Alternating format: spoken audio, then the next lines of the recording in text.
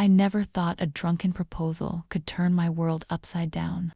Lorraine's intensity, Niki's lies, the guilt of starting something new, and the secrets that keep following me haunt every thought. Every stolen glance, every forbidden touch, drags me deeper into a world I'm not sure I can escape. Now I have to face what my heart truly wants, even if it could destroy everything around me. Today was supposed to be the happiest day of my life. I stood in front of the mirror in my white wedding dress and tried to feel the joy I was supposed to feel. The dress fit perfectly. My blonde hair was styled in soft waves. My makeup made me look like a bride from a magazine, but something felt off, something I could not name. "You look beautiful." My friend Sarah appeared behind me. "Jason is so lucky." I smiled. "Thank you." Jason, my soon-to-be husband. We had been together for 2 years. He was kind, successful, everything I thought I wanted. The ceremony was outdoors on a perfect summer day. The sun was warm, the flowers were blooming. Everything was exactly as I planned. I walked down the aisle and saw Jason waiting for me. He looked handsome in his suit, smiling, happy. We said our vows, exchanged rings, kissed as husband and wife. Everyone clapped and cheered. At the reception, I mingled with guests. Then I heard whispers. "Is that Lorraine Lien? No way, she never comes to these things. Why would the CEO be here?" I turned and saw her. A woman in an elegant gray suit walked into the reception. She was around 60 years old, but carried herself with the confidence of someone who owned every room she entered. Her hair was short, a beautiful mix of gray and blonde. Her brown eyes scanned the crowd with calm authority. Lorraine Lien, CEO of the company where Jason worked. Everyone knew of her, the powerful businesswoman who built an empire, the woman who never attended employee events, the woman who remained distant and untouchable. And she was here. At my wedding? Jason personally invited her. Someone whispered near me, gave her the invitation himself before anyone else. I watched as people parted to let her through. She moved with grace, with power, like she was walking through her own mansion instead of a wedding reception. Then her eyes found mine. Everything stopped. Those brown eyes looked at me in a way I had never been looked at before, not with simple politeness, not with casual interest, but with something deeper, something that made my skin feel warm and my heart beat faster. She walked toward me and Jason. Her expression remained professional, calm, but her eyes never left mine. "Congratulations." Her voice was smooth, deep, commanding without being loud. "Thank you for coming, Miss Lien," Jason said excitedly. "It means so much that you are here." She nodded at him briefly, then turned her full attention to me. "You look beautiful," she said it simply. But the way she said it felt different from all the other compliments I received today. "Thank you." My voice came out softer than I intended. She extended her arms. "May I?" Before I could process what was happening, she pulled me into a hug. It was professional, appropriate, the kind of hug you give at weddings. But the moment her arms wrapped around me, something shifted inside my chest. Her suit smelled like expensive perfume and something else I could not identify.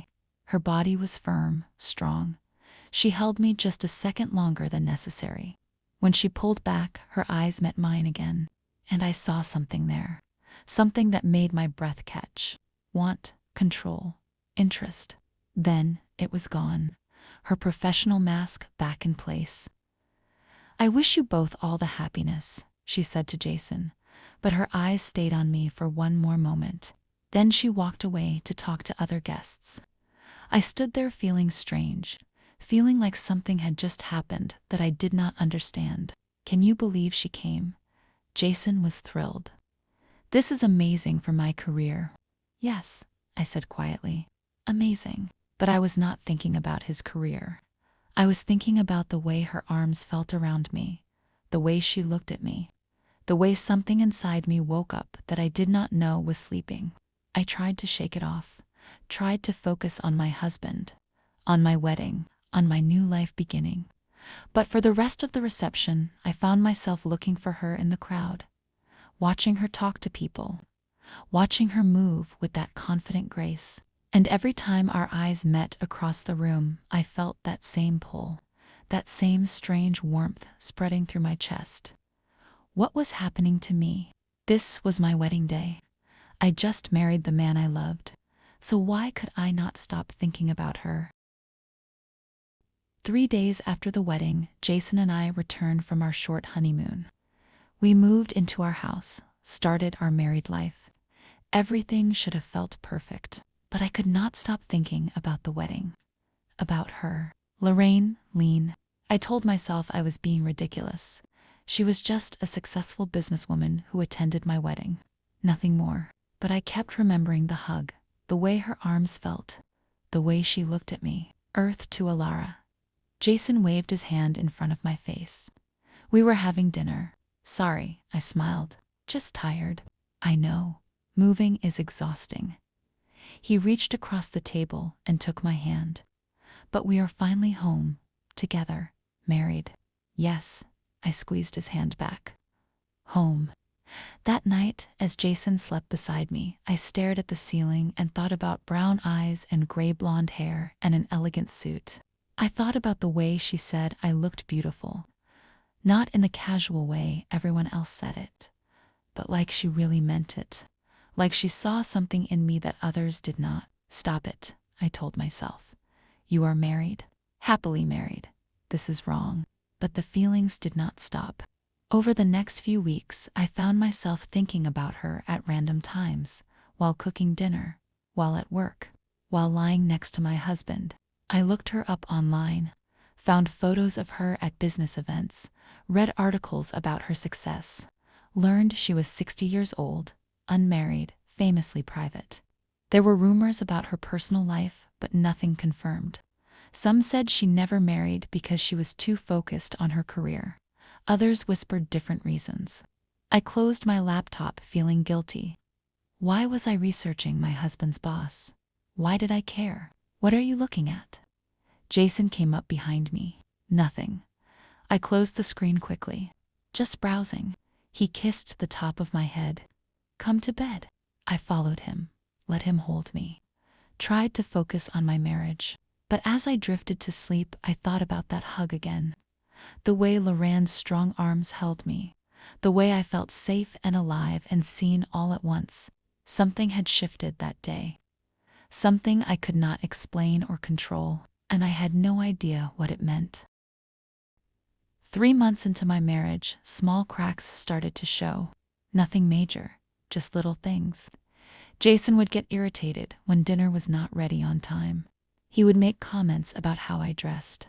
He wanted to know where I was going and who I was with. At first, I told myself this was normal. Marriage was an adjustment. We were learning to live together. But the comments got sharper. His tone got colder. Why are you wearing that? He asked one morning as I got ready for work. Wearing what? I looked down at my simple dress. It is too short, too tight. You look like you are trying to get attention. Jason, it is just a dress. Change, he said it firmly. Please. I changed to keep the peace, to avoid a fight. But it bothered me, made me feel small. Work became my escape. I was good at my job. My coworkers liked me. I could be myself there. Sometimes I would see people from Jason's company. They would mention Lorraine Lien, how tough she was, how demanding, how brilliant. And every time I heard her name, my heart would do that strange flutter. I had not seen her since the wedding, had no reason to see her. But I found myself hoping I would run into her somehow. One afternoon, I was at a coffee shop near Jason's office building. I was waiting for my order when I looked out the window, and there she was. Lorraine Lien walking down the street in another perfect suit. This one was navy blue. Her gray blonde hair caught the sunlight. She moved with that same commanding presence. My breath caught. I watched her walk past. Watched her disappear around the corner. My coffee was called, but I stood there for another minute, just staring at where she had been. Miss, the barista tried again. Your coffee. Sorry, yes. Thank you. I grabbed my drink and left. That night, Jason and I had our first real fight. It was about something small. I forgot to pick up his dry cleaning, but he exploded. How hard is it to remember one simple thing, Elara? His voice was loud, angry. I am sorry, I was busy with work. I will get it tomorrow. That is not the point. I asked you to do one thing, and you could not even do that. Jason, I said, I am sorry. Sorry is not good enough. He slammed his hand on the counter. You are my wife. You should care about helping me. I flinched at the sound, at his tone. We did not speak for the rest of the night. He slept on the couch. I lay in bed and cried quietly. This was not what I thought marriage would be. This was not the man I thought I married. And in the back of my mind, a small voice whispered, she would not treat you like this. She would respect you, value you. I pushed the thought away, but it stayed there, growing, taking root. 6 months into my marriage, things got worse. The arguments were not small anymore. They were loud, frequent, sometimes scary. Jason started grabbing my arm too hard when he was angry, pushing me against walls, never hitting me, but coming close. I started wearing long sleeves even in summer, started making excuses when friends noticed bruises. I bumped into the counter. I am just clumsy. It is nothing, but it was something, and I knew it. I thought about leaving, thought about divorce, but where would I go? My family lived far away. My friends were mostly his friends now, and part of me still loved him. Still remembered the man he was before we got married. Still hoped he would change back, so I stayed. Made myself smaller, quieter, tried not to make him angry, but it did not work. He found reasons to be angry anyway. One night he came home late, drunk, started yelling about dinner not being ready. I waited for you, I said carefully. I did not know when you would be home, so now it is my fault. He moved toward me fast, grabbed my shoulders and shook me. Everything is always my fault with you. Jason, please, you are hurting me. He let go, stumbled back, looked at his hands like he did not recognize them. I am sorry, he said quietly. I am sorry, Elara. I did not mean it. I rubbed my shoulders, already feeling the bruises forming. Just go to bed, I whispered. He did, leaving me standing in the kitchen, trying not to cry. That night I looked at myself in the bathroom mirror, saw the fear in my own eyes, saw the marks on my skin. Who had I become? And without meaning to, I thought about her again. Lorraine, the way she looked at me at the wedding, like I was valuable, important, worthy of attention. I wondered what she would think if she saw me now, saw what my marriage had become. I wondered if she would still think I was beautiful. Then I hated myself for thinking about another woman, for wanting someone else to see me, to save me. I was trapped in my marriage, in my life, in my own head, and I had no idea how to get out. The invitation came in the mail. Lorraine's company was hosting a summer night party. All employees and their spouses were invited. Jason was excited. This is huge. Everyone who matters will be there. I need to make a good impression. I looked at the invitation and felt my stomach flip. She would be there, Lorraine. I had not seen her in 6 months. 6 months of thinking about her, wondering about her, using thoughts of her to escape my reality. And now I would see her again. What are you going to wear? Jason asked. I thought carefully. I needed something that covered the bruises on my arms, the marks on my collarbone, something appropriate.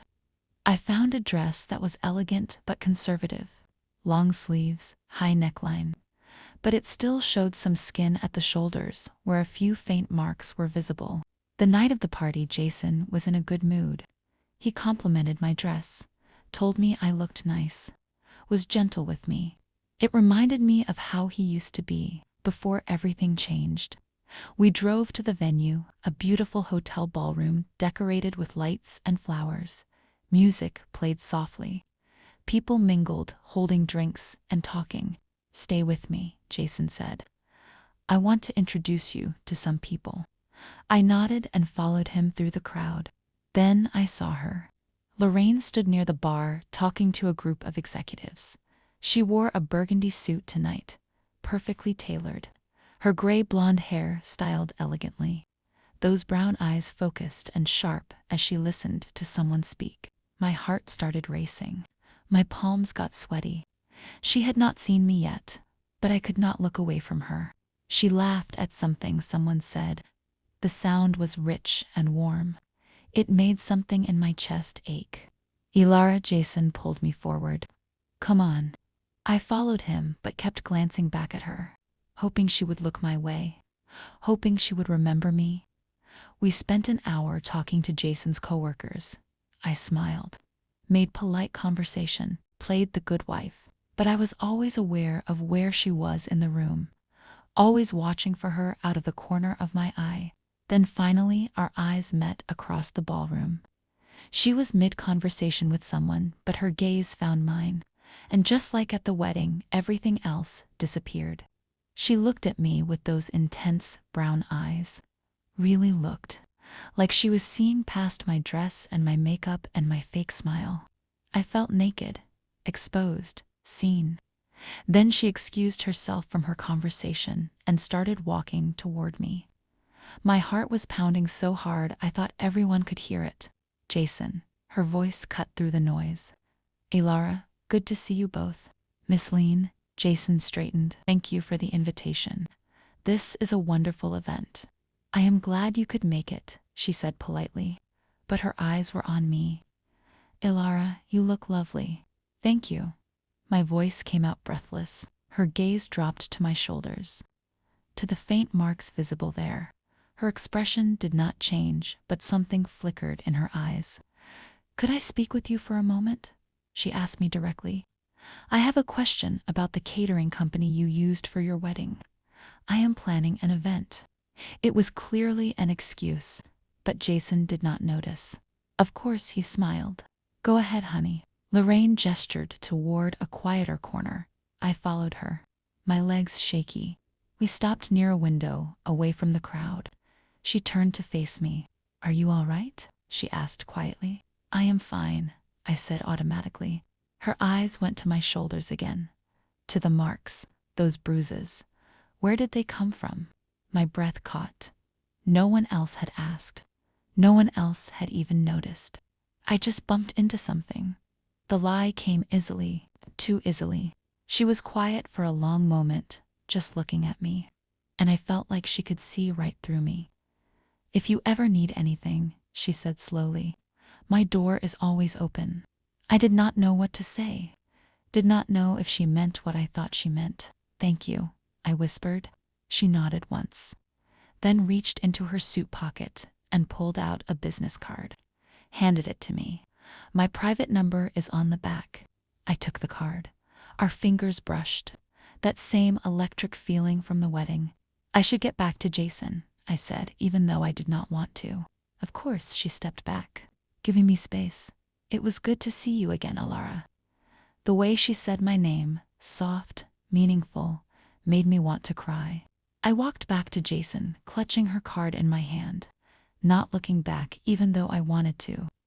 That night, I put the card in my wallet, in a hidden pocket where Jason would not find it. And I thought about brown eyes and concerned questions and the first person in 6 months who seemed to actually see me. 3 days after the party, I still had not called her. The card sat in my wallet.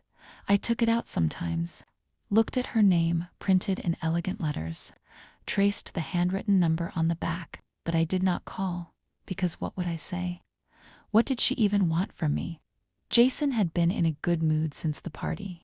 Said he made important connections, that it was good for his career. He did not ask what Lorraine and I talked about, did not seem to notice that something had shifted in me. One afternoon, I went to the grocery store. As I was loading bags into my car, someone called my name, Elara. I turned and there she was, Lorraine, in casual clothes for once, dark jeans and a simple white blouse, her gray blonde hair still perfectly styled. Miss Lien? I was shocked. Hi, please, call me Lorraine. She walked closer. I hate formality outside of work. Lorraine. I tested her name on my tongue. It felt intimate somehow. Need help with those? She gestured to my grocery bags. I can manage. I am sure you can. She picked up 2 bags anyway. But let me help.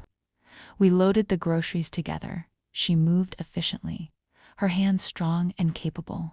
Thank you, I said when we finished. Of course, she leaned against my car. Casual, relaxed. How have you been? Fine, good. The automatic responses. She looked at me with those knowing eyes. Elara, you do not have to lie to me. Something about the way she said it, so gentle, so honest, made my walls crack. I am tired, I admitted. That is all. Marriage is hard work, she said carefully. Yes, it is. We stood there in the grocery store parking lot, the summer heat making the air shimmer, and for some reason I did not want to leave. Did you ever think about getting married? I asked before I could stop myself. I thought about it once, she said. Long time ago, but it was not right for me. Why not? She smiled slightly. I prefer my freedom, and I never met anyone who made me want to give it up. The way she said it felt meaningful, like there was more she was not saying. I should go, I said, even though I wanted to stay. Jason will wonder where I am. Her expression shifted. Something dark flickered across her face, but it was gone quickly. Of course. Drive safely. I got in my car, started the engine. She stood there watching me, her hands in her pockets, her brown eyes following me as I pulled away. In my rearview mirror, I watched her get smaller, watched her stand there long after I turned the corner. That night, I could not stop thinking about our conversation, about how easy it was to talk to her, how she did not pressure me, how she just listened. Jason came home late, in a bad mood, started complaining about work, about his boss, about everything. I listened, nodded, said the right things, but in my head I was thinking about brown eyes and casual clothes and someone who actually seemed to care how I was. 2 weeks later, my friend Sarah convinced me to go out. You need a break, she insisted. One night, just us girls, no husbands. Jason was not happy about it, but I needed this. Needed to feel like myself again. Sarah took me to a nice club downtown, the kind with good music and expensive drinks. We got a table, ordered cocktails, started to relax. You look so stressed lately, Sarah said.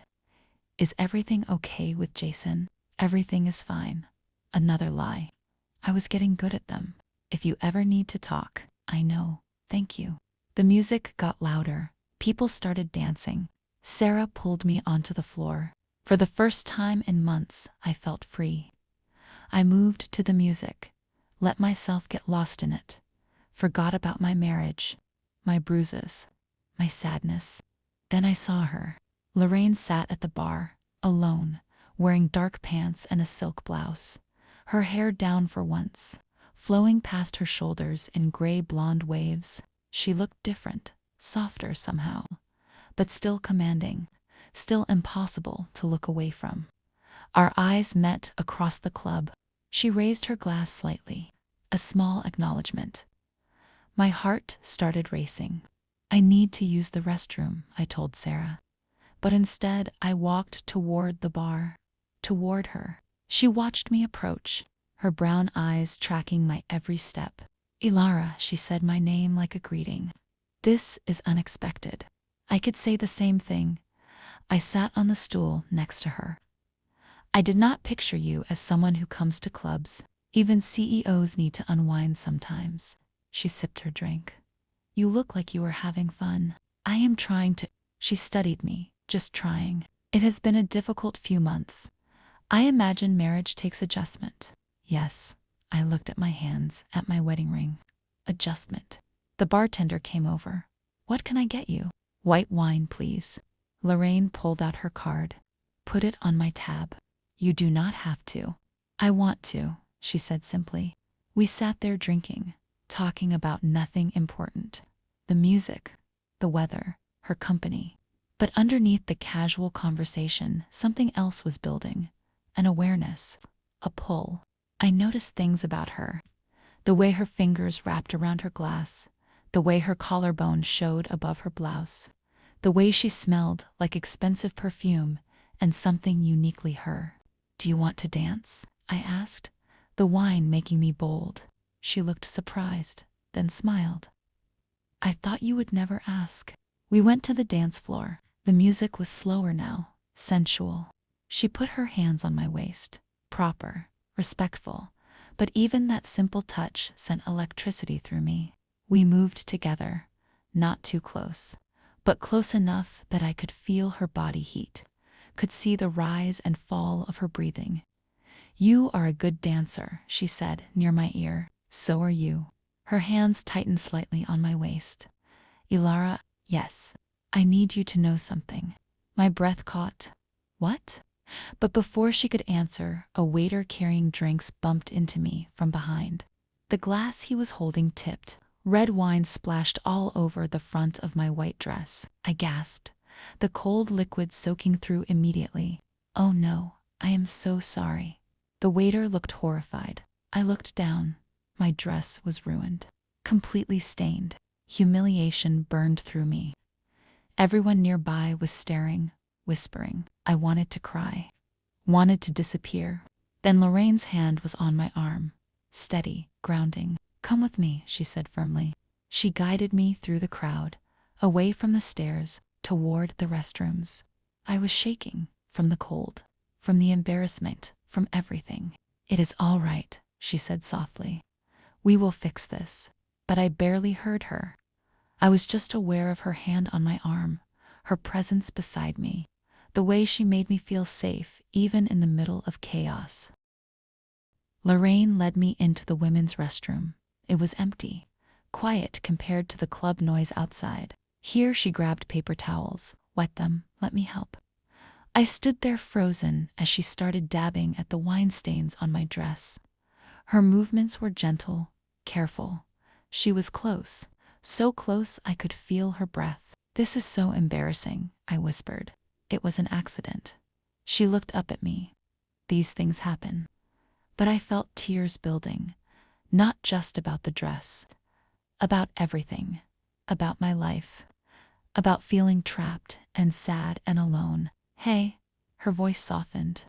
"Elara, look at me." I met her brown eyes. They were warm, understanding. "It is just a dress," she said gently. "It does not matter." "It does matter." A tear slipped down my cheek. "Everything matters. Everything is wrong. I cannot do anything right." She stopped dabbing, put the towels down. "What do you mean?" I should not have said anything. Should have kept my mouth shut. But the wine and the emotions and her kindness broke something open in me. "My marriage," I whispered. "It is not what I thought it would be." Her expression changed, darkened. "Is he hurting you?" I did not answer, could not answer. She stepped closer. Her hand came up to cup my face. The touch was soft, tender. Everything Jason's touch was not. "Elara," she said my name like a prayer. "You deserve better than this." I leaned into her hand, closed my eyes. Let myself feel this moment. Feel her. When I opened my eyes, she was looking at me with such intensity, it took my breath away. "I should not be here," I whispered. "Should not be feeling this." "Feeling what?" "This," I gestured between us. "Whatever this is." She was quiet for a long moment. Her thumb stroked my cheek gently. "I have tried not to think about you," she admitted. "Since your wedding, I have tried so hard, but I cannot get you out of my head." My heart stopped. "What?"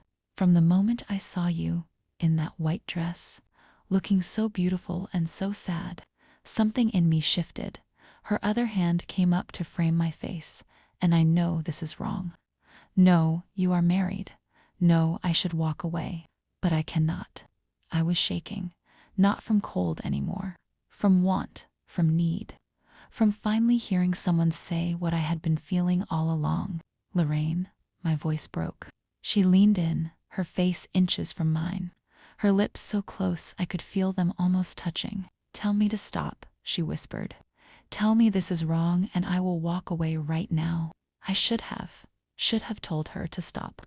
should have remembered my vows, my husband, my life. But I could not. Because for the first time in 6 months I felt alive, felt wanted, felt like myself. So instead of pushing her away, I closed the distance between us and pressed my lips to hers. The kiss lasted only a second before Lorraine pulled back. Wait, she stepped away. Put distance between us. Wait, I am sorry. I stood there stunned, my lips still tingling, my heart pounding. I should not have done that. She ran her hand through her hair, making it messy for the first time since I met her. I have been drinking. I am not thinking clearly. Lorraine. No, listen to me. She looked tortured. You are married, and I do not take advantage of people, no matter how much I want to.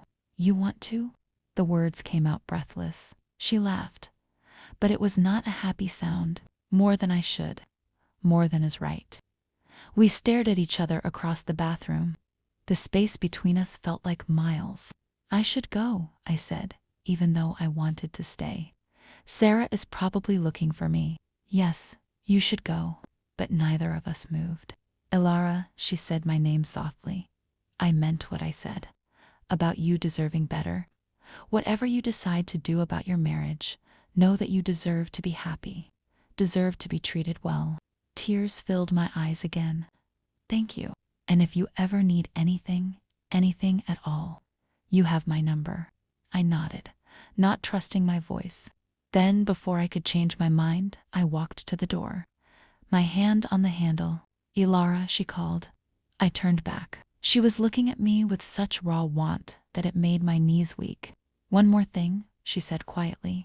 What, if you were not married? She paused. I would not have stopped. The words hung in the air between us, heavy with meaning, with promise, with everything we could not have. I left without responding, found Sarah, made an excuse about feeling sick, got a ride home. Jason was asleep when I got there. I was glad.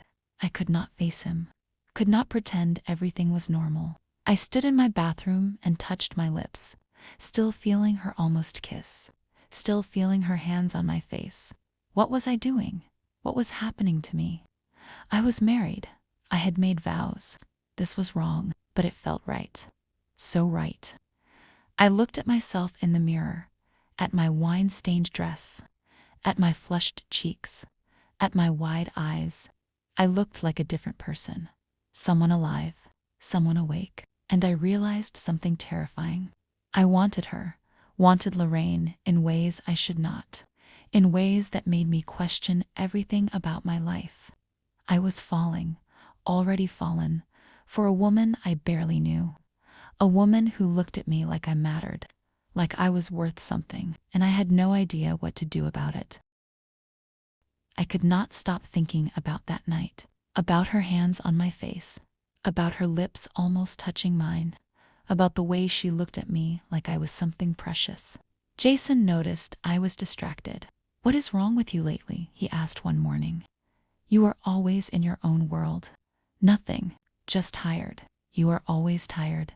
His tone was sharp, annoyed. I did not argue, just made his breakfast and got ready for work. But all day I thought about her, wondered what she was doing, if she was thinking about me too. That evening I finally did what I had been wanting to do for days. I called her. My hands shook as I dialed the private number on her card. It rang 3 times. I almost hung up. Then she answered. This is Lorraine. Hi. My voice came out small. Is this Elara? Silence then. Elara. Hi. I am sorry for calling. I know I should not. Do not apologize. Her voice was warm, welcoming. I am glad you called. I did not know what to say. I wanted to hear your voice. I heard her breathe out. I have been thinking about you. You have. Constantly, she admitted. I keep replaying that night. Keep wondering if I made a mistake pulling away. My heart raced. Did you? I do not know anymore. A pause. Are you okay? No, honesty spilled out. No, I am not okay. Everything is wrong. My marriage, my life, me. Elara, her voice dropped, became soothing. Where are you right now? Home, Jason is working late. Can I see you? My breath caught. What? I need to see you, she said it urgently. Please, just for a little while. We can talk. Just talk, I promise. I knew I should say no. Knew this was dangerous. Knew where this was heading. But I said yes, please come here. She arrived 30 minutes later. I opened the door, and there she was, in jeans and a casual shirt, her hair down, looking somehow even more attractive without the suits and formality. Hi, I whispered. Hi. We stood there staring at each other. The air between us charged, electric. Can I come in? She asked gently. I stepped back, let her enter my home, the home I shared with my husband. She looked around, taking in the space. Then her eyes came back to me. Elara, she moved closer. I need to tell you something. What? I have been with women before, loved women, built my life the way I wanted it, and I thought I was done. Thought I would never feel this way again. She took my hands. Then I saw you at that wedding, and everything changed. Tears filled my eyes. Lorraine, I am married. I know, and I would never ask you to leave him for me. Would never pressure you. She squeezed my hands. But I need you to know, if you were free, if things were different, I would want you, all of you. Not just this, not just stolen moments. I want that too, the confession burst out. I want you. I have wanted you since the wedding, since you hugged me and looked at me like I mattered. You do matter. She pulled me closer. You matter so much. Then kiss me, I whispered. Please, no more almost. No more stopping. Just kiss me. She looked at me, searching my face, making sure I meant it. Then her hands came up to frame my face, just like in the club bathroom. But this time she did not stop. Her lips pressed against mine, soft at first, gentle, asking permission. I kissed her back, harder, desperate, pulling her closer by her shirt. The kiss deepened, her tongue touched mine. I made a sound I did not recognize. She backed me against the wall, her body pressed against mine, strong, solid, everything I needed. We kissed like we were drowning, like this was oxygen, like nothing else existed. Her hands moved to my waist, held me firmly. I wrapped my arms around her neck, pulled her impossibly closer. When we finally broke apart, we were both breathing hard. I have wanted to do that for so long, she whispered against my lips. Me too. I kissed her again, softer this time. Me too. We moved to the couch, sat close together, her arm around me, my head on her shoulder. What happens now? I asked quietly. I do not know. She kissed the top of my head. But I am not sorry this happened. I am not either. We sat there for an hour, just holding each other, talking quietly, learning about each other. She told me about her life, about building her company from nothing, about the women she had loved before, about being 60 and thinking she was done with romance. I told her about my marriage, about Jason's temper, about feeling trapped, about losing myself. You do not have to stay with him, she said gently. I do not know how to leave. I will help you. She turned to face me. If you want to leave, I will help you. You can stay with me. I will protect you, support you, whatever you need. You would do that? Yes, she said it without hesitation. I would do anything for you. I kissed her again, poured all my gratitude and want and fear into it. We stayed like that until it got late, until I knew Jason would be home soon. You should go, I said, even though I did not want her to.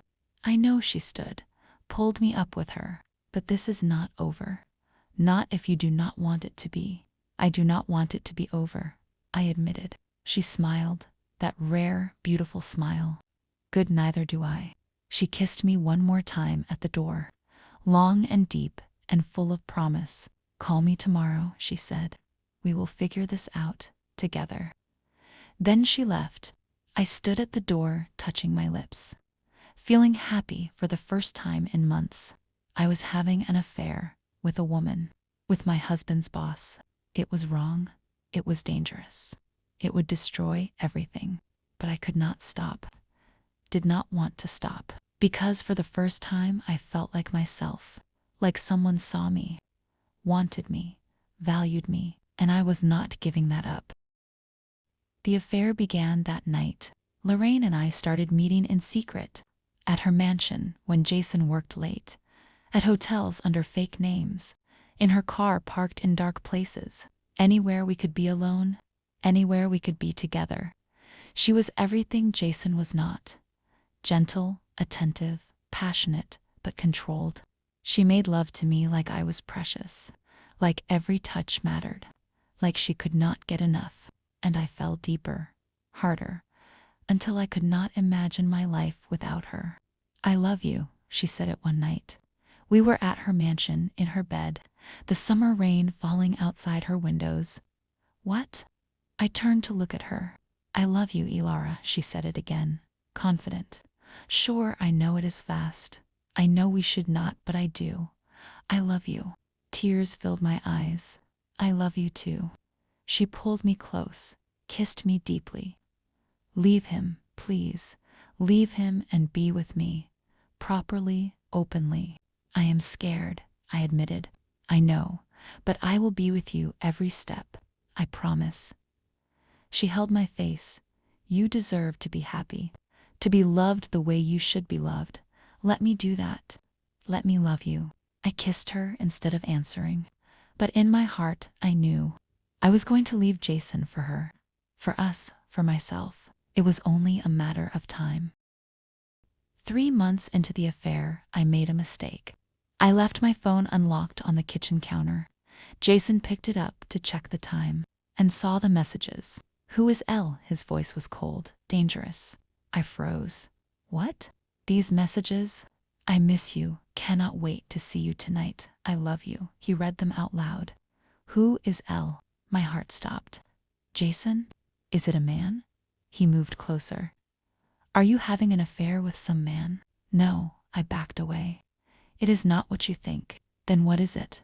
He grabbed my phone, started scrolling. Who is this person? I could not lie anymore, could not pretend, could not live like this. It is Lorraine, I said quietly. He stopped, looked at me. What? Lorraine Lien. Your boss. I am having an affair with her. The silence was deafening. Then his face changed, went red, twisted with rage. You are sleeping with my boss. He threw my phone against the wall. It shattered. You are sleeping with a woman. With her. Oh no. Jason, please. How long? He moved toward me. How long has this been going on? 3 months. He laughed, but it was an ugly sound. 3 months. 3 months you have been lying to me, sneaking around, making me look like a fool. I am sorry. Tears streamed down my face. I am so sorry. Sorry, he grabbed my arms, squeezed hard enough to bruise. Sorry is not enough. You destroyed everything. Our marriage, my career, everything. Let me go. I tried to pull away. You are hurting me. I am hurting you, he shook me. What about what you did to me? Then he shoved me. Hard, I fell backward. Hit the floor, pain shot through my body. Fear flooded every nerve. He stood over me, fists clenched, face twisted with hate. For a moment I thought he would hit me, really hit me. But then something in him broke. He turned away, grabbed his keys. Get out, he said without looking at me. Get out of my house. Go to her. I do not want to see you again. Then he left, slammed the door so hard the walls shook. I lay on the floor, crying, shaking, relieved and terrified all at once. Then I grabbed my bag, threw some clothes in it, and drove to Lorraine's mansion. She opened the door and saw my face, saw the state I was in. He knows, I sobbed. He knows everything. She pulled me inside, held me while I cried, whispered soothing words. It is over, I said against her shoulder. My marriage is over. Good. She pulled back to look at me. Then we can finally be together. Really together. Jason will make this difficult. I do not care. She wiped my tears. Let him try. I will protect you. I promise. That night, I stayed at her mansion, in her bed, in her arms, and despite everything, I felt free. Finally free. The divorce was ugly. Jason wanted everything. The house, the car, money. He claimed I abandoned him, that I destroyed our marriage. His lawyer was vicious, asked horrible questions, tried to paint me as unfaithful and cruel. But Lorraine got me the best lawyer money could buy, stood by me through every hearing, every deposition, every horrible moment.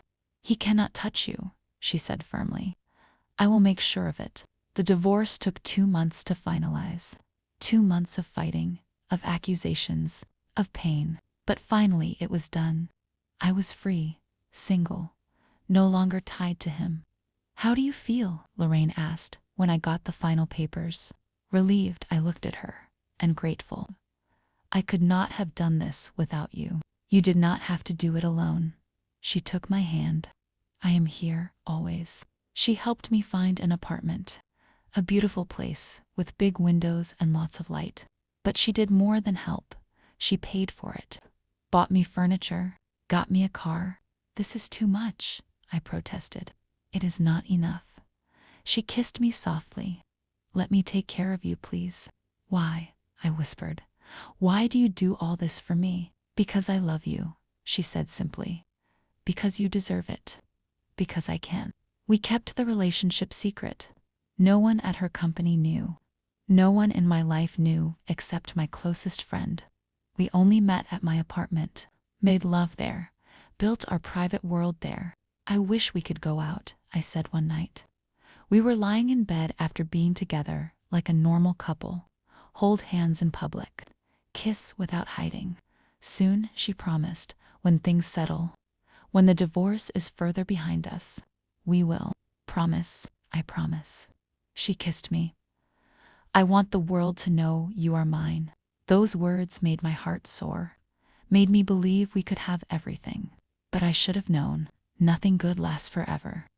And someone was watching, someone was planning, someone wanted to destroy us. I did not know about Nikki until it was too late. Nikki was Lorraine's ex-girlfriend.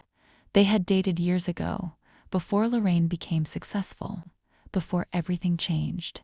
From what Lorraine told me, Nikki had always been about money, about status, about what Lorraine could give her. When Lorraine ended things, Nikki was bitter, angry, felt like she deserved more. But I did not know any of this, did not know she existed, until Jason found her.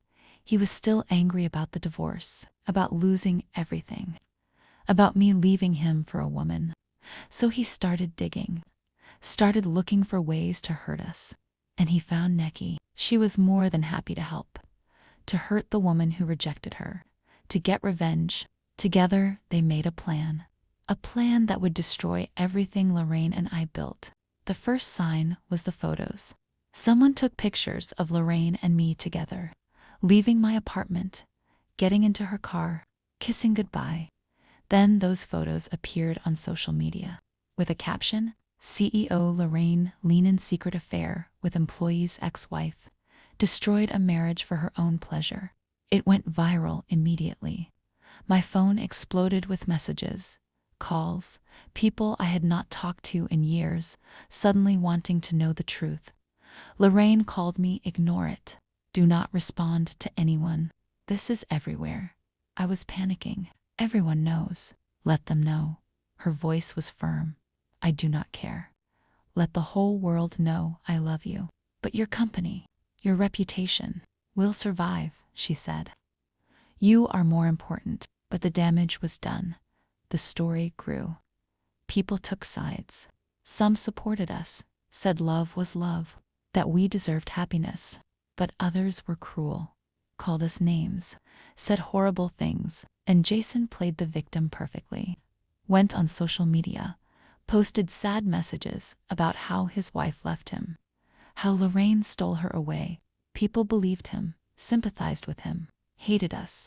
This will blow over, Lorraine insisted. Give it time. What if it does not? Then we deal with it together. She pulled me close. I am not letting you go. No matter what anyone says. I wanted to believe her. Wanted to think love was enough. But I was scared. Scared of the hate. Scared of what was coming. And I was right to be scared. Because the worst was yet to come. The day after the photos went viral, Lorraine called me. We need to be careful for a few days, she said. Let things cool down. What do you mean? I mean, we should not see each other. Not until this dies down. She sounded tired, stressed, for your safety. And mine. My heart sank. You want to stop seeing me? No, God no, she said quickly. I just want to be smart about this. Give the media something else to focus on. How long? A few days, maybe a week. It felt like forever. Okay. I love you, she said firmly. This changes nothing. I love you. I love you too. We hung up, and I felt more alone than ever. That night, I stayed in my apartment, did not go out, did not answer calls, just sat on my couch and cried. This was my fault. If I had been more careful, if I had not let Jason see those messages. The guilt ate at me. 3 days passed without seeing her, without hearing her voice except through brief texts. I missed her touch, missed feeling safe in her arms. Then on the 4th day, someone knocked on my door. I looked through the peephole. A woman I did not recognize stood there. Beautiful, well-dressed, confident. Can I help you? I called through the door. Are you Elara? The woman asked. Who are you? A friend of Lorraine's. She asked me to check on you. Something felt wrong, but I was lonely. Desperate for any connection to Lorraine. I opened the door. The woman smiled. Hi, I am Nikki. My blood ran cold. Nikki, the one and only. She walked past me into my apartment without invitation. We need to talk. I do not think so. I moved toward my phone. You should leave. Relax. She sat on my couch, made herself comfortable. I am not here to cause trouble. I am here to warn you. Warn me about what? She looked at me with false sympathy. About Lorraine. About who she really is. I know who she is. Do you? Nikki laughed. She has you fooled. Just like she fooled me. Made me think I mattered. Made me think she loved me. She does love me, I said firmly. That is what she told me too. Nikki stood, moved closer. Right before she threw me away like garbage. Used me and discarded me. Get out, I pointed to the door. Now? Fine, she walked toward the exit, but stopped at the door. But when she does the same to you, when she gets bored and moves on, do not say, I did not warn you. Then she left. I stood there shaking, doubting, hating myself for doubting. But her words planted seeds. Seeds of fear, seeds of insecurity, and I could not shake them. 2 days later, Nikki showed up at Lorraine's mansion. I did not know this at the time, only learned about it later. But that day changed everything. Lorraine was home alone, working on her laptop, trying to manage the media storm. When her doorbell rang, she assumed it was a delivery. Did not check who it was. She opened the door, and there stood Nikki. What are you doing here? Lorraine's voice was cold. I wanted to talk. Nikki smiled sweetly. About old times. We have nothing to talk about. Lorraine started to close the door. Wait, Nikki put her hand on the door. Please, just 5 minutes. Then I will leave. Against her better judgment, Lorraine let her in. They sat in the living room. Nikki talked about the past. About their relationship. About how much she missed Lorraine. I am with someone now, Lorraine said firmly. You need to move on. I know, the blonde girl, Elara. Nikki's tone was bitter. Jason told me all about her. Jason? What? Lorraine's eyes narrowed. You have been talking to Jason. We connected online, bonded over being wronged by you two. Nikki stood. Let me get us some drinks. Like old times. Before Lorraine could protest, Nikki went to the bar. Poured 2 glasses of wine. Lorraine did not notice her adding something to 1 glass. Did not see the small pill dissolve quickly. Nikki brought the glasses over. Handed one to Lorraine. They toasted. Drank. Lorraine's phone rang. She got up to answer it in the other room. While she was gone, Nikki acted fast, added more of the substance to Lorraine's drink. When Lorraine came back, she finished her wine without thinking.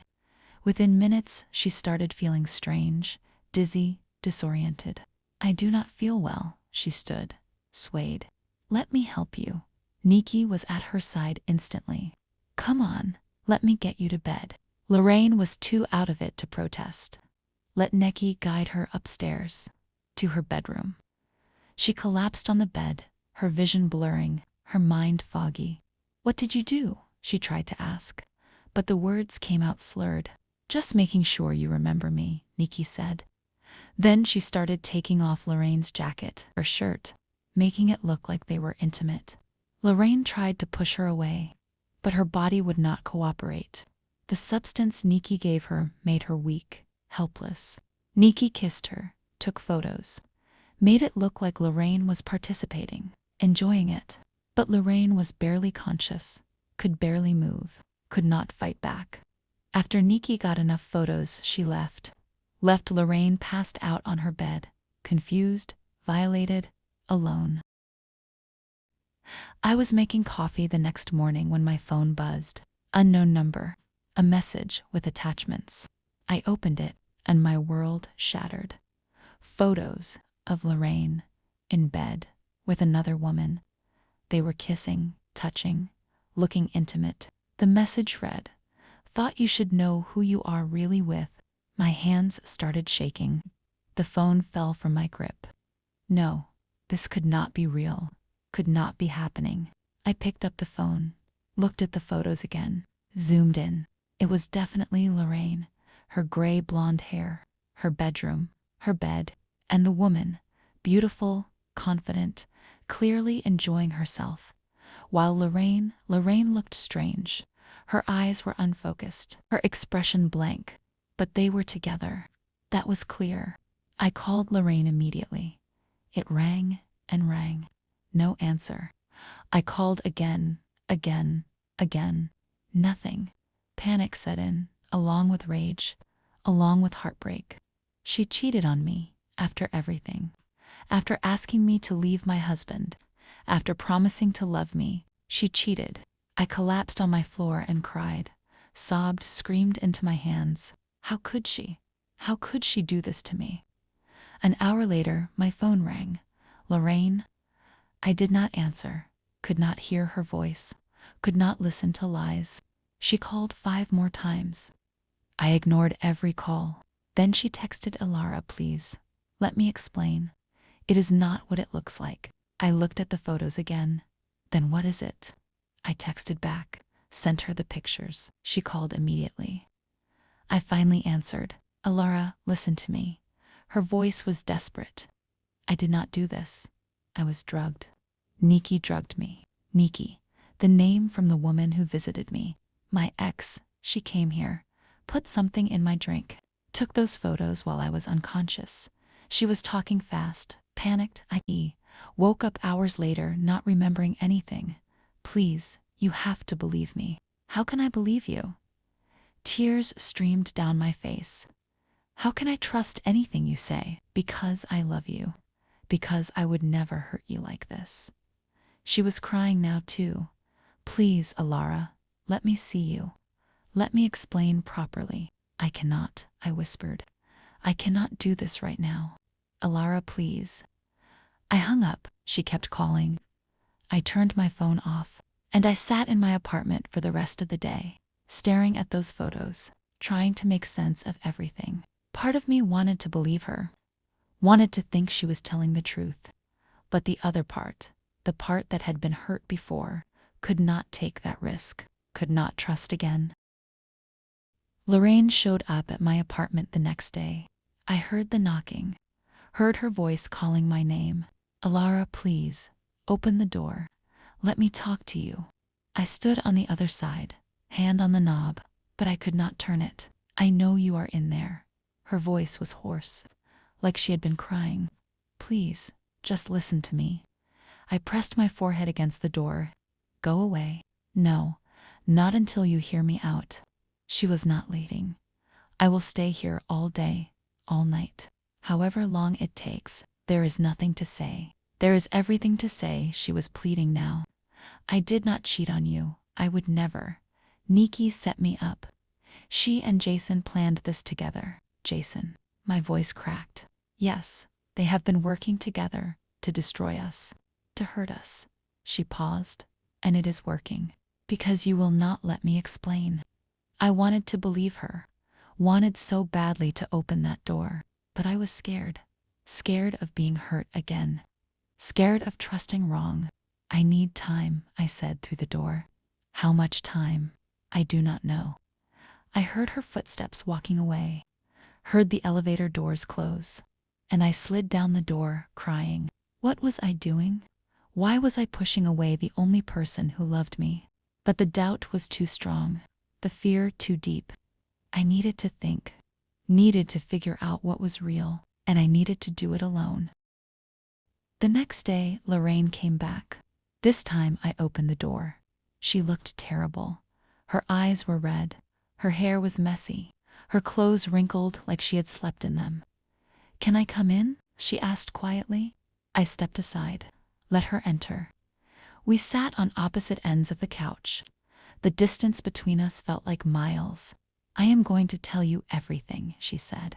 And then you can decide what you want to believe. I nodded, waiting. Nikki is my ex from years ago. Before I built my company. Before I became successful. She looked at her hands. She was with me for the money, for what I could give her. When I realized that I ended things. Okay, I said quietly. She never got over it.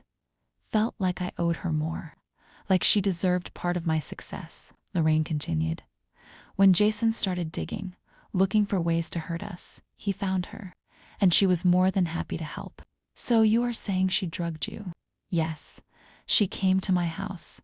I stupidly let her in. She gave me wine with something in it. Lorraine's voice shook. I remember feeling dizzy, confused, then waking up hours later with my clothes half off. Not remembering anything. I studied her face. She looked sincere, devastated. How do I know you are telling the truth? I whispered. Because I love you. She moved closer. Because I have never lied to you. Because the thought of losing you is killing me. But the photos were staged. Unable to consent, unable to fight back. Tears filled her eyes. I was violated, Elara, and now I am being punished for it. My heart cracked. If she was telling the truth, if this really happened, I want to believe you, I said. Then believe me, she took my hands. Please, I am begging you. Do not let them win. Do not let them destroy what we have. I looked at our joined hands, at her desperate face. I need proof, I said. I need to know this is real. What kind of proof? Confront her, Nikki. Make her admit what she did. Lorraine nodded. Okay, I will. I will get you proof. She stood, pulled me up with her. But first, please, just hold me. I need to feel you. Need to know we are okay. I hesitated, then stepped into her arms. She held me so tight, like I might disappear, like I was the only thing keeping her together. And despite everything, despite the doubt and fear, I held her back, because I loved her, and I wanted this to be a lie, wanted Nikki to be the villain. I will fix this, she whispered against my hair. I promise I will fix this. 2 days later, Lorraine called me. I am going to see Nikki, to make her confess. Her voice was hard, determined. Do you want to come? No, I said. But call me after. Tell me everything. I will. She went to the address Jason had given her, where Nikki was staying. Lorraine did not tell me all the details, but she said it was ugly. She confronted Nikki, demanded the truth. At first, Nikki denied everything, played innocent. But Lorraine did not back down, threatened legal action, threatened to expose what Nikki did. Finally, Nikki cracked. Admitted she drugged Lorraine, admitted she took the photos, admitted Jason helped plan everything. Why? Lorraine demanded. Why do this? Because you ruined my life, Nikki shouted. You threw me away and then you found someone else. Someone younger, prettier, better. So you decided to ruin mine. I decided to show Elara who you really are. A user. Someone who takes what she wants and discards people. I never used you. Lorraine's voice was cold. I loved you until I realized you only loved my money. That is not true. It is, and you know it. Lorraine stood. Stay away from me. Stay away from Elara, or I will destroy you. Legally, financially, completely. Then she left. She came straight to my apartment. Told me everything. She admitted it, Lorraine said. All of it. Jason helped her. They planned this together. Relief flooded through me. So you were telling the truth? Yes, she cupped my face. I would never lie to you, never hurt you like that. I kissed her. Hard. Desperate. I am sorry. I am so sorry I doubted you. You had reason to doubt, she kissed me back. But now you know. Now we can move forward. We made love that night. Slowly, tenderly, reconnecting. But something had changed. The trust was cracked, and I did not know if it could fully heal. Over the next few weeks, we tried to go back to normal. We saw each other, made love, talked about the future. But every time we were intimate, I thought about those photos, about Nikki touching her, about what happened. And Lorraine could tell. You are holding back, she said one night. We were lying in bed after being together. I am not. You are. She turned to face me. You do not trust me anymore. I do trust you. But even I could hear the lie. Elara, she sat up. I cannot be with someone who does not trust me, who looks at me with doubt every time we are together. I am trying. Tears filled my eyes. I am trying so hard. But every time I close my eyes, I see those photos. Photos of me being assaulted. Her voice rose.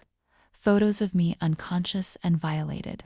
And you are using them against me. That is not fair, is it not? She got out of bed, started dressing. I did nothing wrong, and I am being punished. Where are you going? Home, she pulled on her shirt. I need space, need to think. Lorraine, please. She stopped at the door, turned back. I love you, but I cannot keep fighting this. If you cannot trust me, if you cannot move past this, then maybe we should not be together. Do not say that. I mean it. Her voice was cold now, distant. Figure out what you want, Elara, but I will not keep defending myself for something I did not do. Then she left. I sat in my empty apartment, feeling like I had just made a terrible mistake. She was right. I was punishing her for something Nikki did, for something Jason orchestrated.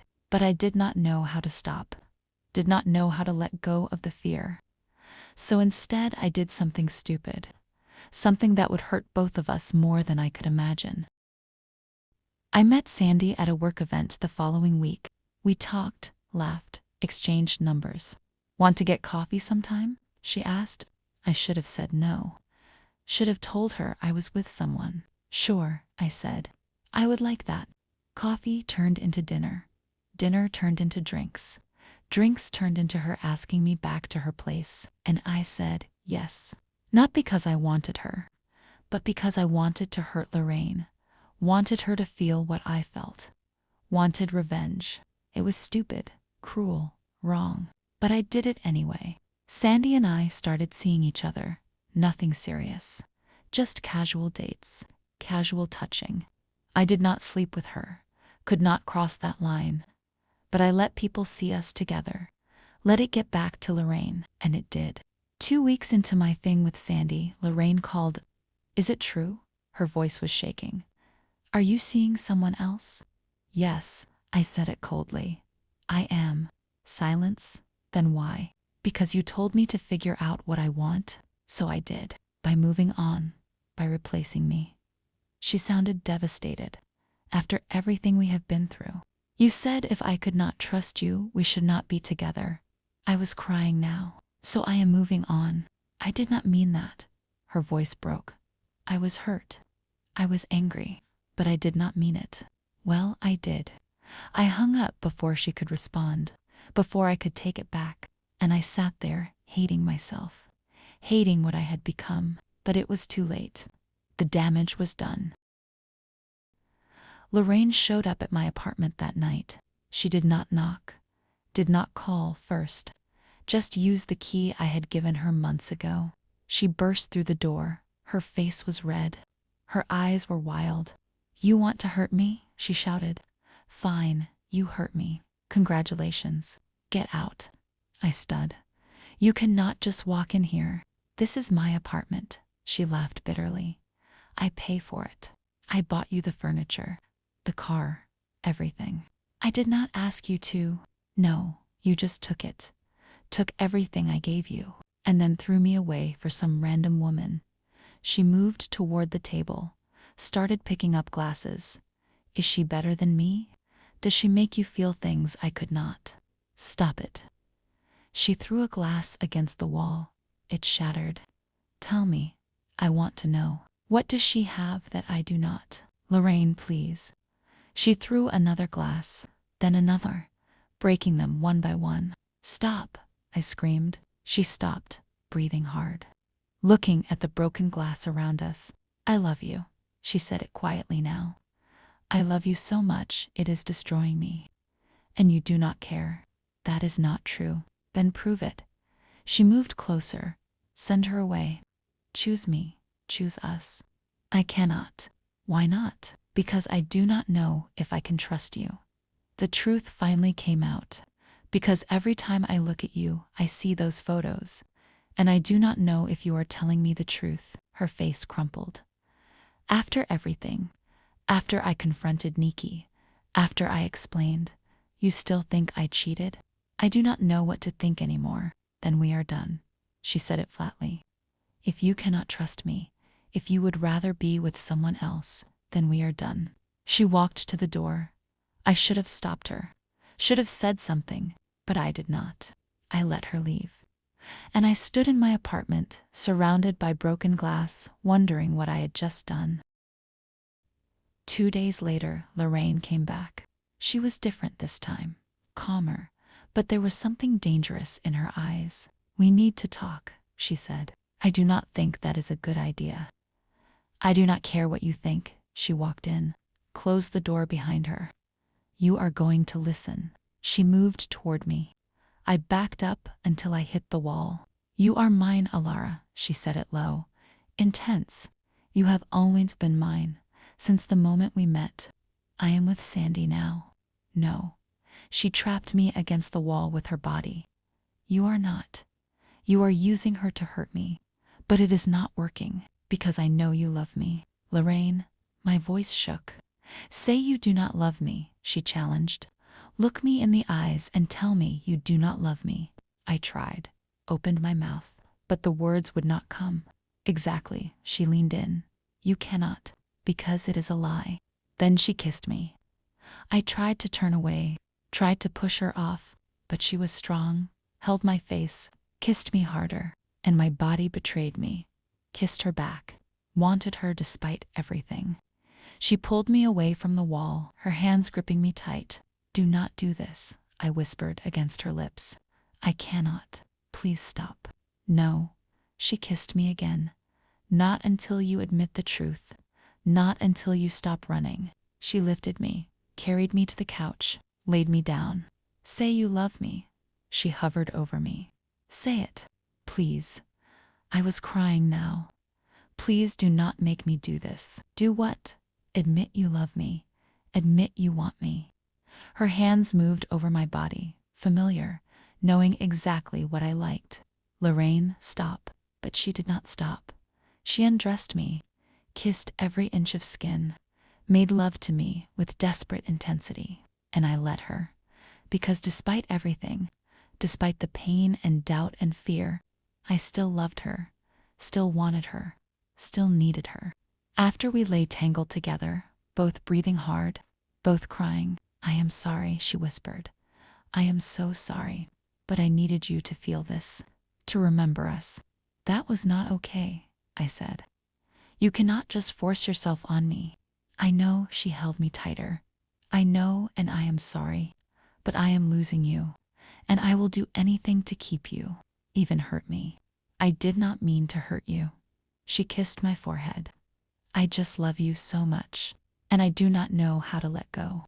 We stayed like that for hours, holding each other, neither of us knowing what came next. The next day I was at work when I heard the whispers, "Is that Lorraine Lien?" I looked up and there she was, walking through my office, heading straight toward my desk. Everyone stared. Everyone knew who she was, knew about our relationship, knew about the scandal. "Elara," she said my name firmly. "Can I speak with you? I am working. It will only take a minute." She did not wait for permission, just walked to the conference room, expecting me to follow. I did, because I had no choice. "What are you doing here?" I hissed once we were alone.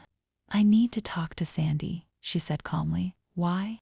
"Because she needs to understand that you are not available." "You cannot do that. Watch me." She walked out of the conference room, found Sandy's desk. "Sandy, right?" Sandy looked up. Her face went pale. "Yes, I need to speak with you, privately." They went outside.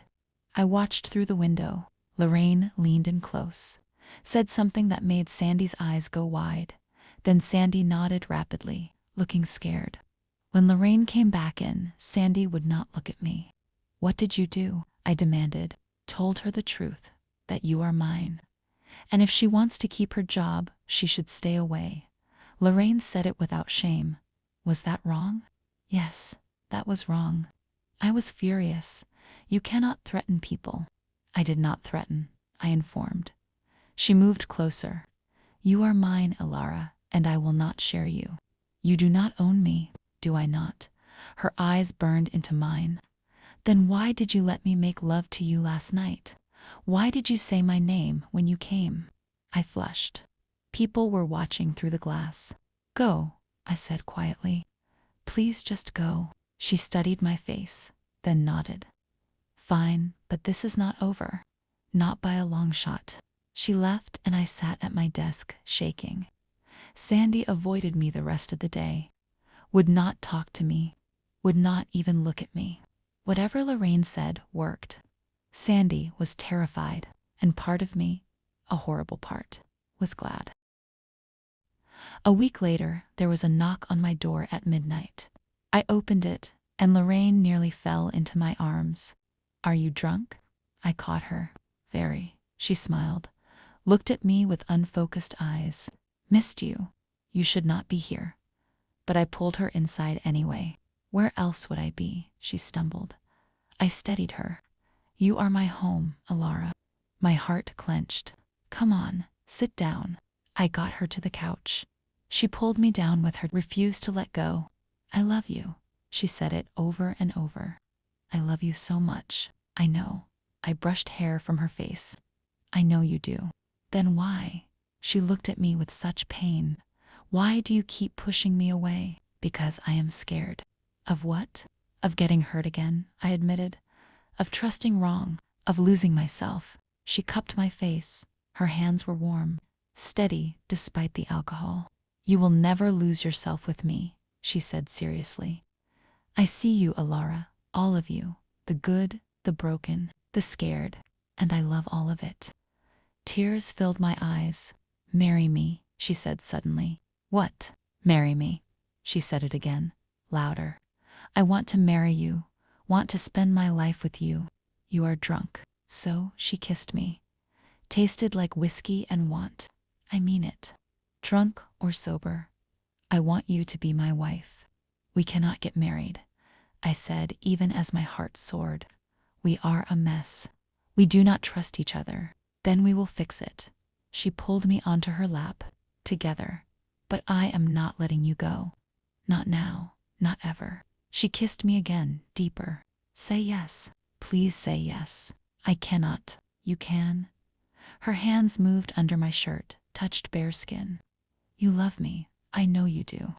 So say yes." "Lorraine, this is not fair." "I do not care about fair. I care about you, about us, about forever." She laid me back on the couch, kissed down my body, made me forget every reason we should not do this. Say yes, she said again, looking up at me with those intense brown eyes. Marry me. Yes, the word escaped before I could stop it. Yes, I will marry you. She smiled, beautiful and triumphant. You will not regret it. I promise you will not regret it. Then she made love to me, slow and deep and full of promises. Every touch said I love you. Every kiss said forever. Every moment said you are mine, and I believed her. Let myself believe in us again. I woke up alone. The sun was streaming through the windows. My body ached in the best way, and Lorraine was gone. Panic set in. Did she remember? Did she mean it? Or was it just drunk words? Then I heard sounds from the kitchen. I wrapped a blanket around myself, walked out. Lorraine stood at the stove making breakfast. She was wearing my robe. Her gray blonde hair was messy. She looked tired but happy. Good morning. She turned and smiled. I am making eggs. You stayed, I said stupidly. Of course I stayed. She came over, kissed me softly. Why would I leave? I thought. After last night, maybe you did not remember. I remember everything. She pulled me close, including you saying yes. My heart raced. Lorraine, do you regret it? She asked seriously. Do you want to take it back? I looked at her, really looked. At her brown eyes full of hope, at her face full of love, at this woman who had fought so hard for me. No, I said honestly. I do not regret it. Her smile was brilliant. Good, because I am not letting you back out. When? I asked. When do you want to get married? As soon as possible. She kissed me again. I have waited long enough. I want the world to know you are mine. What about your company? I do not care, she said firmly. Let them talk. Let them judge. I love you, and I am not hiding anymore. Okay, I nodded. Then let's do it. Let's get married. We planned the wedding over breakfast. Small, intimate, just us and a few close friends. I want to post about it, Lorraine said. On social media, show everyone we are happy, that they did not win. Are you sure? Completely, she took my hand. We can be an example. Show other women like us that love is possible, that age does not matter, that happiness is worth fighting for. You want to be activists. I want to live authentically, she said. And if that inspires others, even better. I loved this about her. Her strength, her conviction, her refusal to hide. Then let's do it, I agreed. Let's show them all. The next few weeks were a whirlwind. We planned our wedding, picked out rings, told our friends. Everyone was shocked but supportive. Happy for us despite everything. Lorraine was different now, lighter, more open.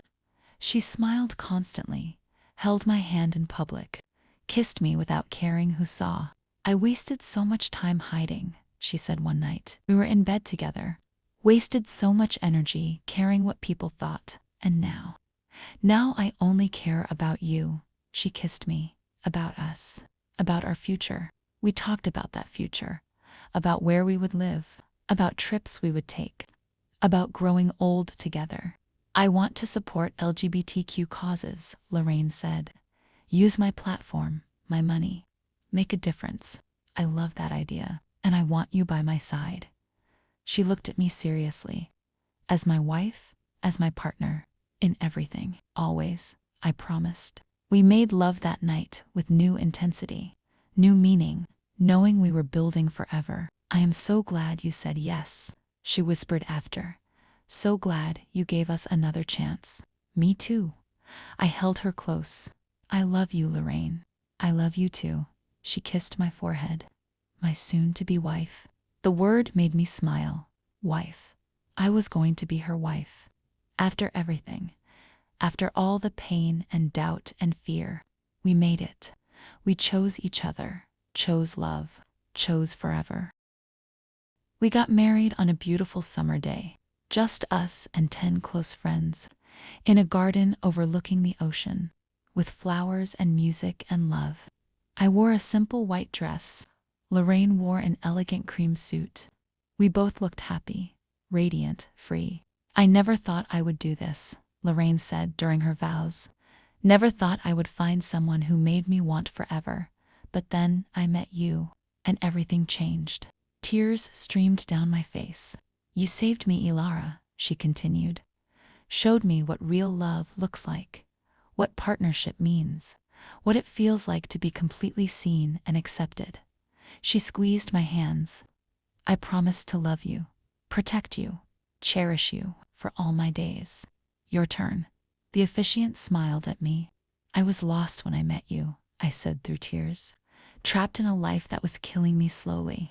And you showed me I could be free, could be myself, could be loved for who I really am. I took a shaky breath. You fought for me when I could not fight for myself. You never gave up on us, even when I did. And I will spend the rest of my life being grateful for you. We exchanged rings, simple gold bands engraved with our initials. I now pronounce you married, the officiant said. You may kiss. Lorraine pulled me close, kissed me deeply. Everyone cheered. We were married, finally, officially, forever. At the small reception, Lorraine stood and made a speech. Many of you know our story was not easy, she began. We faced judgment, scandal, people who tried to destroy us. She looked at me, but we survived. Because our love is stronger than their hate. Everyone applauded. And I want to say something to anyone listening, she continued. If you are struggling, if you are hiding who you are, if you think happiness is not possible for you, she paused. It is. Love is real, love is possible, and you deserve it. No matter your age, your gender, your past, you deserve love. More applause, some people crying. So to my beautiful wife, she raised her glass. Thank you for choosing me. Thank you for this life. I love you. I love you too, I said. We kissed again, and I knew this was just the beginning. The day after the wedding, Lorraine posted photos, beautiful pictures of us in our wedding clothes, kissing, smiling, happy. The caption read, "Yesterday, I married the love of my life. After 60 years, I finally found my person. And I want the world to know, love is real, love is possible, and love always wins. To everyone who supported us, thank you. To everyone who tried to destroy us, we are still here, happier than ever." Within hours, the post went viral. Thousands of comments, most supportive, some hateful, but overall positive. You are so brave. This gives me hope. Beautiful couple. Age is just a number. Thank you for showing us love wins. People shared our story. News outlets picked it up. We became symbols, examples, inspiration. Lorraine started doing interviews, talking about being openly gay, about finding love later in life, about not hiding. I spent too many years caring what people thought, she told one reporter. Now I only care about living authentically, and I hope others see that and feel empowered to do the same. She donated money to LGBTQ organizations, spoke at events, used her platform for good, and I supported her, stood by her side, proud to be her wife. You changed my life, she told me one night. We were home, just us, relaxing after a long day. You changed mine, I said. No, she pulled me close. You saved mine, gave me purpose, gave me joy, gave me everything. We saved each other, I corrected. She smiled. Yes, we did. We made love that night, slow and tender, our bodies knowing each other perfectly now. I love being your wife. I love being yours, she said back.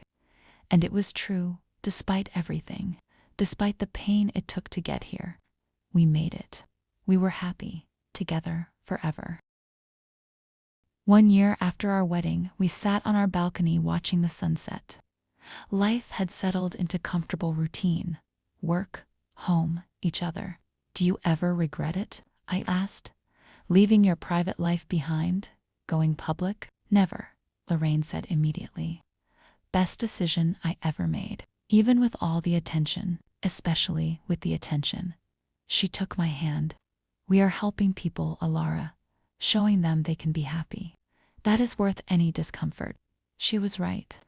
We got messages daily from people thanking us, telling us our story gave them courage, helped them come out, helped them find love. You are amazing, I said. We are amazing, she corrected. Together. Together, I agreed. We had talked about the future, about maybe adopting, about traveling, about all the years we had ahead. 60 and 35, she mused. People said it would not work. People were wrong. Yes, they were, she smiled. You know what I think? What? I think the best years are still ahead. She pulled me onto her lap. I think we are just getting started. I think so too. She kissed me, soft and sweet and full of promise. I love you, Mrs. Lien. I love you too, Mrs. Lien. We sat there watching the sun set over the ocean. Two women who found each other against all odds, who fought for love and won, and I knew, no matter what came next, we would face it together, always together, forever.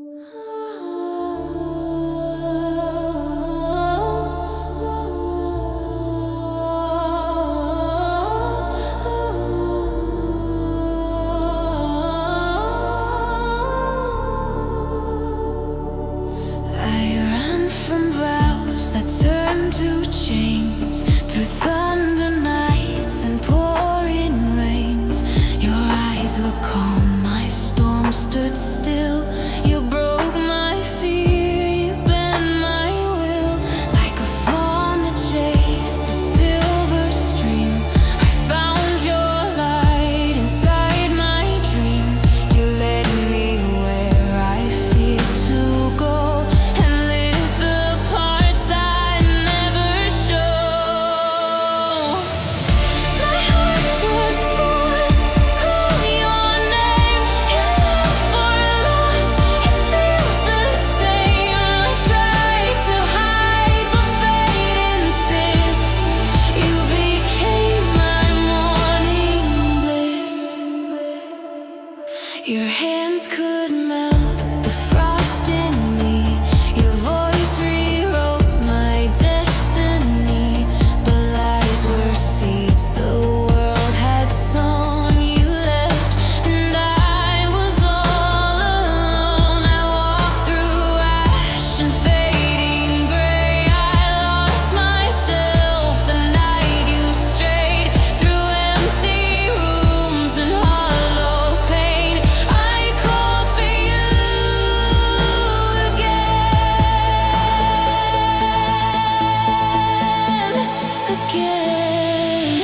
My heart was born to call your name.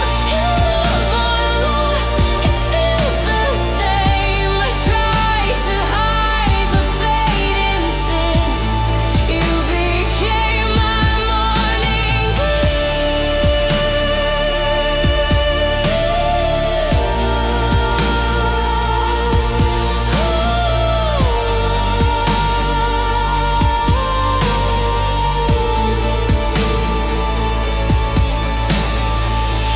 You came to me with trembling breath, between regret and aching depths. I should have turned, but couldn't flee. You fell apart, and so did we.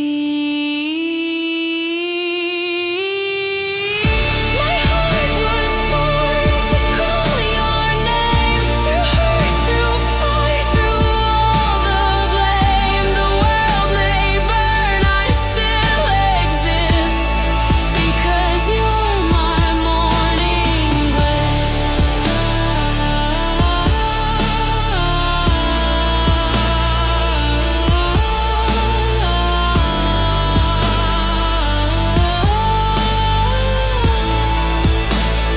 You're my morning bliss. Thank you for watching Sapphic Story Hour. Please like, subscribe, and share your thoughts in the comments. Until next time, bye-bye.